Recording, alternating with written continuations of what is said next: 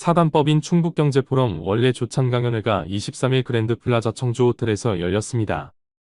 오늘 그 발표하시는 세계 기업도 함께 가신 분들이 나중에 이야기 들어보니까 너무나 훌륭한 이 회사들이고 참 배울 게 많더라는 이런 말씀을 들었는데, 오늘 하여튼 이 사례를 잘 들으시고 우리 회원사 여러분들도 좋은 이런 도움이 되셨으면 합니다. 자, 감사합니다. 예. 이날 정진섭 한국기업경영학 회장은 유기농 업체인 흑살림 이태근 회장의 경영 사례 발표를 통해 기업의 성공 전략을 공유했습니다. 다이아몬드 모델을 한 5분에서 10분 사이에서 제가 설명할 텐데요.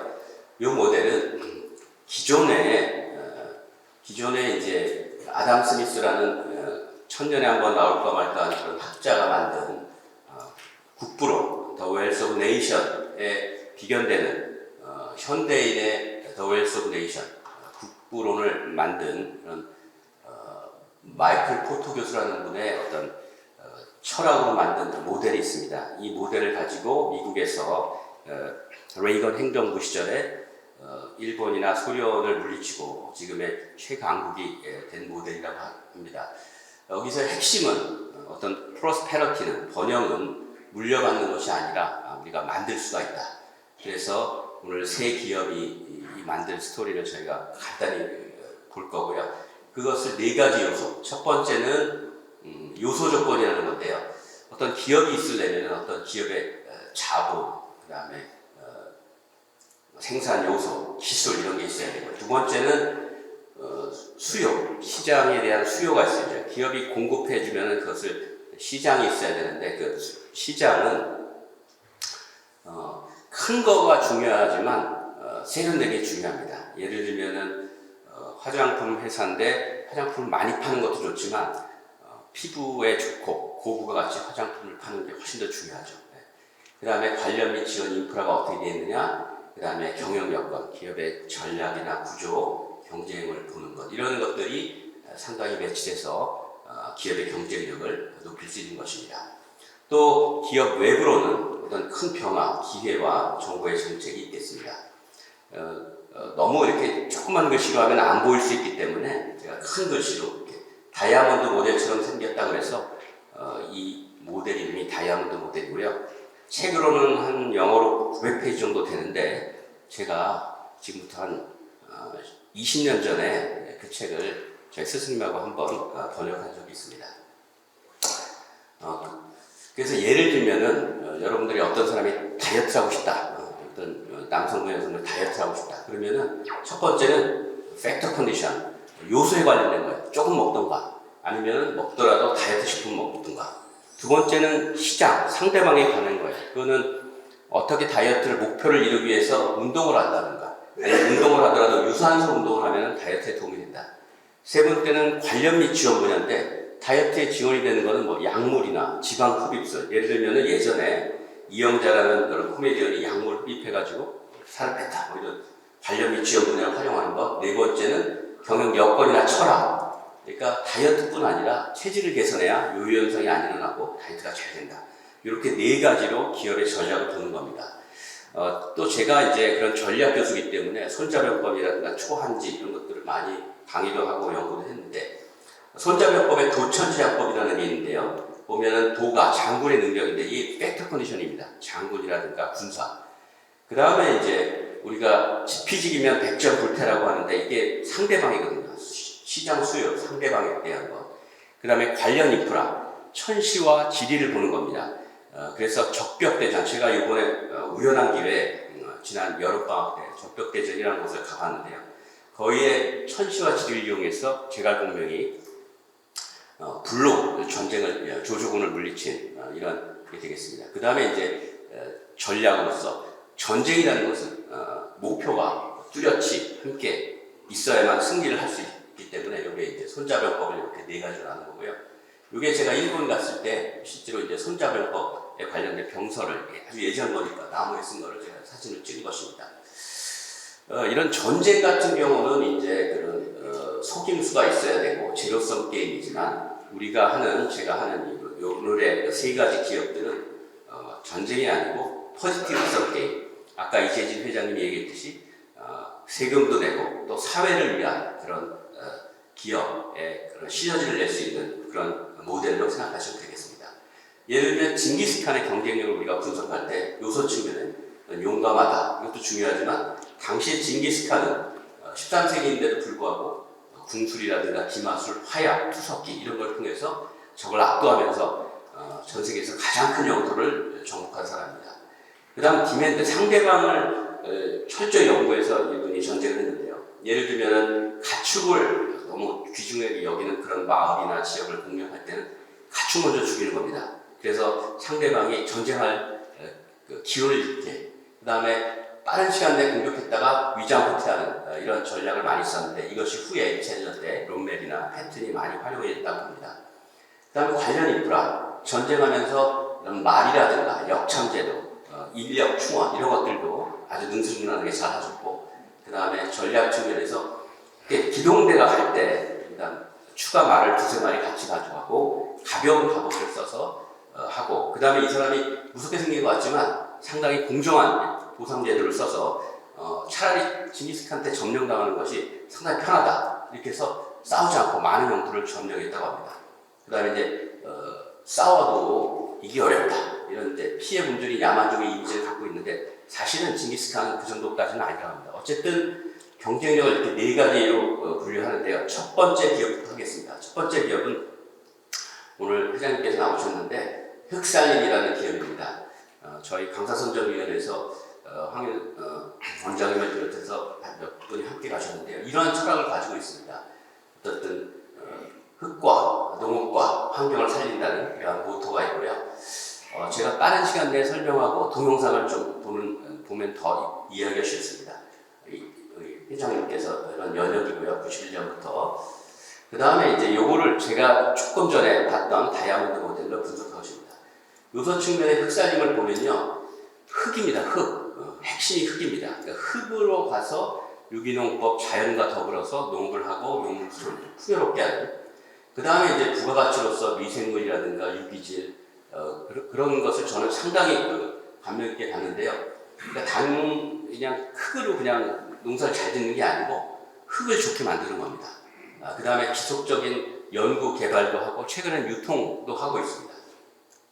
그 다음 시장 측면에서는 국내 여러 가지 판매처도 있지만 때로는 농재재라든가 미생물들을 해외 수출하기도 하고요. 관련 인프라 측면에서는 어떤 연구소, 토종 유기농 연구소, 흑살림 푸드라는 시스템을 가지고 계시고, 그 다음에 각 단체들과 연계가 잘 되어 있습니다. 그 다음에 제가 가장 감명 깊은 것인데, 어쨌든 전략입니다. 친환경 전략, 유기농, 그 다음에 사회적 가치. 기업은 이제는 저도 전략 교수인데 책을 다시 쓰고 있습니다. 기업에 대한 책을 어떻게 하면 기업이 이해관계자들과 같이 살 수 있을까? 이해관계자 자본주의, 이해관계자들의 그런 농민운동에서 시작된 것으로 판단됩니다. 그래서 흙과 더불어 사는 이런 회사는 잘 될 수밖에 없는 이런 모형을 가지고 있습니다. 이게 이제 흑살림에 대한 주요 이런 시설들이고요. 그 다음에 어떤 시스템. 그러니까 이게 그냥 농사를 짓는 게 아니라 시스템적으로 친환경 유통까지 이렇게 잘 정리되어 있습니다.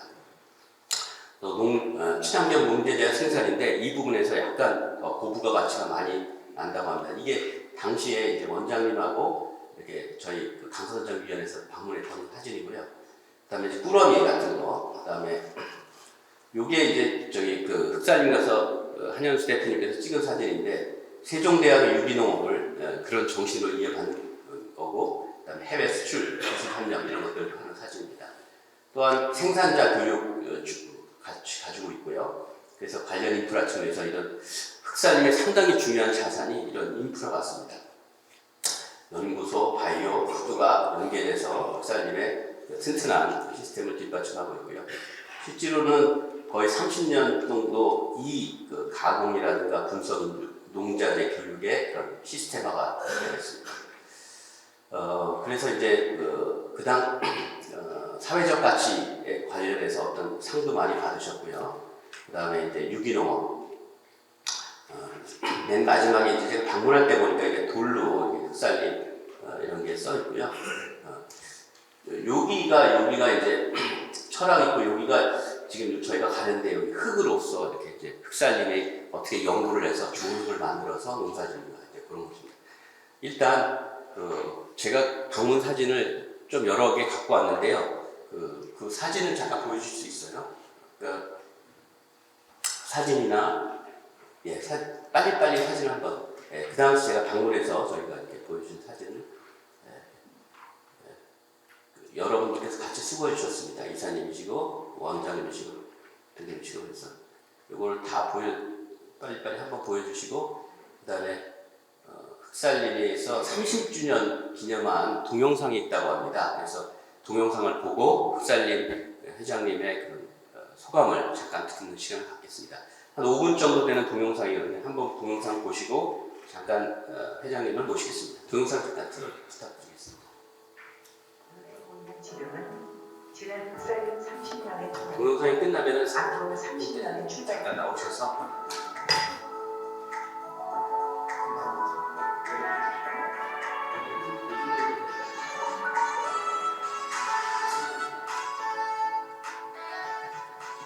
흙을 만지면 자연이 느껴집니다.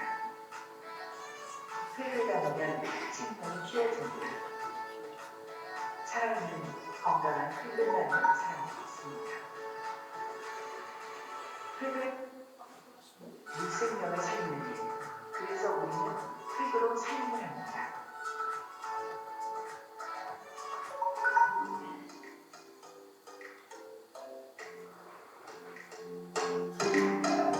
이름을 짓고 밥을 짓고 집을 짓고 사람을 살리고 키우는 일이 모두 짓입니다. 농사를 짓습니다. 흑살림 30년은 좋은 농사를 짓기 위한 답을 찾는 여정이었습니다. 그 다음 유기농의 과학화. 일단 유기농업의 역사는 흑살림의 역사입니다. 유기농을 하려면 이제 뭔가 흙이 중요하다 이런 인지를 갖게 되는 거죠. 지금 저희가 갖고 있는 미생물도 지금 거의 수천 종을 갖고 있는데 마이크로 바이옴이라는 게 이제 사실은 그런 세상을 저희가 그때는 그런 생각 없이 저는 제가 우리 땅에 맞는 미생물을 개발한다 이런 게 없어요. 흙과 작물 사이의 영양 전달체인 미생물, 유익한 미생물이 살아있는 흙을 만든다는 생각으로 미생물을 연구해왔습니다. 30년 전 미생물을 일본에서 수입해서 쓰던 시절 우리가 직접 미생물을 만들면 어떨까 하는 생각이 오늘의 흑살림을 키워냈습니다. 제가 처음으로 이제 그거를 배우기를 진짜 유기농의 과학하는 그게 우리나라에서 처음으로 맨날 입어서 수입하는 걸 구상할 수도 있고 그러죠.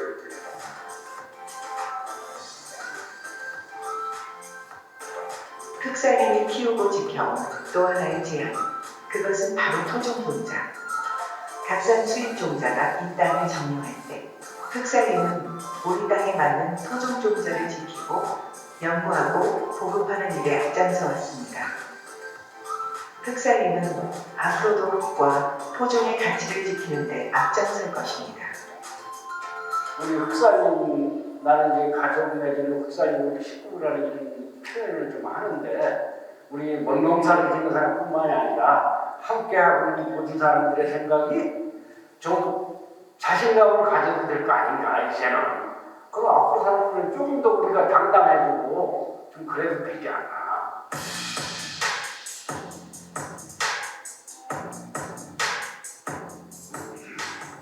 흑살림은 농촌과 도시를 연결합니다. 흑살림의 도시농업은 농촌과 도시가 만나고 흙과 사람이 만나는 소통과 순환을 지향합니다. 도시에서도 쉽게 텃밭을 가꾸고 흙을 곁에 둘 수 있도록 흑살림의 기술과 철학이 함께합니다. 꾸러미는 어머니의 마음과 정성을 담은 건강한 먹거리입니다. 매주 집으로 배달되는 꾸러미는 유쾌한 상상, 먹을거리의 설렘입니다.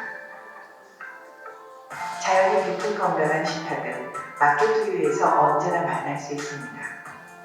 건강한 먹거리들부터 꾸러미와 생활용품, 도시농자재까지 마켓 우유를 통해 손쉽게 구매할 수 있습니다.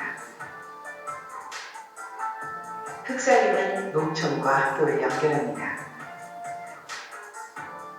서울시 친환경 학교급식에 이어 2021년부터 청주시내 학교급식에 흑살림의 식재료를 공급합니다. 흑살림은 농촌과 세계를 연결합니다. 2016년 국내 최초로 유기질 비료를 필리핀에 수출하는 것을 시작으로 2021년 3월까지 총 10차례에 걸쳐 유기농업 자재를 해외에 판매하고 있습니다. 끊임없는 연구와 기술 개발로 흙과 농업과 환경을 살리는 흑살림의 사명이 이제는 대한민국을 넘어 세계를 향하고 있습니다.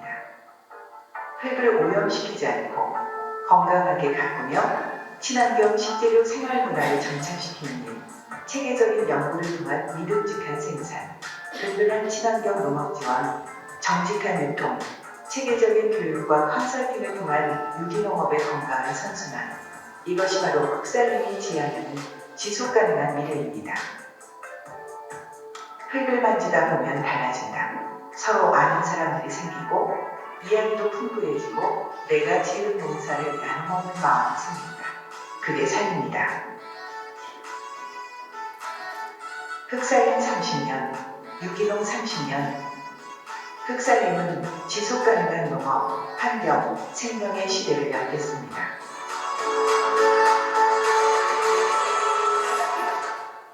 저희 그 동영상은 이제 그 흑살림이 올해 지금 32년 됐는데요. 30주년 때 만든 이제 동영상을 아마 시청하신 것 같습니다. 사실은 그 저는 이제 원래 처음부터 이런 사업을 하려고 제가 이제 내려온 사람은 아니고요. 저는 이제 대학 다닐 때 뭐 이래저래 뭐 학생운동도 하고 그래서 뭐 그런 일을 하기 위해서 이제 괴산에 기농을 해가지고 그런 소위 농민동을 해보려고 사실은 저는 이제 괴산에 내려왔고요. 괴산에 내려온 지 올해가 이제 딱 40년 됐습니다. 그래서 이제 초창기에는 뭐 열심히 그런저런 활동을 하다가 이게 그 당시 이제 우리나라가 이런 수익 개방, 농산물 수익 개방으로 인해서 이제 농민들이 대단히 어려운 시기였는데 만약에 뭐 대만당으로 사회가 해결되지 않는다는 걸 한 10년 만에 이제 깨닫게 돼가지고요. 그래서 뭔가 농민들에게 새로운 희망을 만드는 방법이 뭘까 고민하다가 그 당시 이제 그런 소위 유기농업이라는 것이 이제 좀 세계적으로 이제 세계적인 다른 나라에서 상당히 좀 발전이 되고 활동을 하던 시기였습니다. 그래서 뭔가 유기농업을 한번 해보자. 이게 농업의 대안이다. 이렇게 생각하고 이제 했는데 하다 보니까 이런 이제 유기농업도 결국 농자재를 일부 이제 쓰는 건데 이 농자재가 다 일본서 수입하고 미국서 수입하고 이런 걸 이제 알게 된 거죠. 그래서 이거를 국산화해야 되겠다 해가지고요. 그래서 이제 뭐 저 혼자 시작한 건 아니고 이제 제가 아는 뭐 여기 우리 대학 교수님들하고 제 친구들이 이제 저걸 이런 그 연구하는 쪽에 많이 있었기 때문에 이런 친구들과 같이 그 당시만 하더라도 이런 산학혁명 이런 게 거의 없었습니다. 근데 그때는 대부분 뭐 지금은 돈 안 주면 안 움직이지만 그때는 대부분 뭐 정말 봉사를 하는 사람들이 많았거든요. 그래서 그런 걸 이제 기반으로 해서 저희 흑살림 연구소라는 걸 만들게 됐고요. 그러면서 농민들과 함께 저희는 그 당시 이제 현장 농민연구원이라는 제도를 만들어 가지고 농민들하고 저희 그 연구자들이 협력해서 이런 기술을 개발하게 된 거죠. 그래서 그런 처음에는 사실 운동식으로 이 사업을 하다가 사실은 처음에는 이제 사단법인이었는데 사단법인은 이런 사업을 못하게 돼 있습니다. 그래서 이제 사업체를 이제 지금 아까 보셨지만 흑살림 바이오라는 회사를 그 당시에 또 바이오 이런 붐이 막 일어날 때입니다. 그러면서 이제 괴산에 있다가 오창으로 이제 그 회사를 옮기게 됐고요. 그러면서 본격적으로 이제 그런 이런 농자재, 특히 이제 미생물을 국산화시키는 일을 하기 시작했죠. 그래서 아마 제가 이런 농업에 쓰는 미생물들은 아마 우리나라에서 처음으로 대부분 제가 처음으로 기술을 개발해서 사회화시킨 사람 중에 한 사람이고요. 이제 그런 일을 쭉 하다가 이게 이제 저희가 지금 사실은 흑살림에 참여한 농민들이 예전에 많을 때는 한 10,000농가 정도 됐습니다. 지금은 저희한테 이제 그 공급하는 농민들이 저희가 우리나라에서 그 친환경 도마도를 사실은 지금 제일 많이 취급하는 회사입니다.